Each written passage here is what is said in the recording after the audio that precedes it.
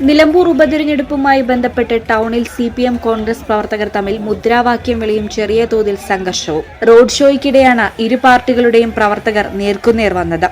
കഴിഞ്ഞ ദിവസം 12 മണിയോടെയായിരുന്നു സംഭവം. ഈ സമയം സമീപത്ത് തടിച്ചുകൂടിയ CPM പ്രവർത്തകർ മുദ്രാവാക്യങ്ങൾ വിളിച്ചതോടെയാണ് സംഘർഷത്തിന് തുടക്കമായത്. ഇതിന് മറുപടിയായി കോൺഗ്രസ് പ്രവർത്തകരും മുദ്രാവാക്യം വിളികളുമായി എത്തി. തുടർന്ന് ഇരുവിഭാഗവും തമ്മിൽ നേരിയ തോതിൽ ഉന്തും തള്ളുമുണ്ടായി. പോലീസ് ഉദ്യോഗസ്ഥർ ഉടൻ തന്നെ ഇടപെട്ട് സ്ഥിതിഗതികൾ ശാന്തമാക്കി. കാര്യമായ പരിക്കുകളോ നാശനഷ്ടങ്ങളോ റിപ്പോർട്ട് ചെയ്തിട്ടില്ല. ഉപതെരഞ്ഞെടുപ്പ് അടുത്തു വരുന്ന സാഹചര്യത്തിൽ നിലമ്പൂരിൽ രാഷ്ട്രീയ ചൂട് വർദ്ധിച്ചു വരികയാണ്.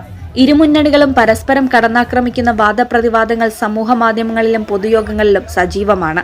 സംഭവം മണ്ഡലത്തിലെ രാഷ്ട്രീയ പോരാട്ടത്തിന്റെ തീവ്രത വർദ്ധിപ്പിക്കുന്നതായി വിലയിരുത്തപ്പെടുന്നുണ്ട്.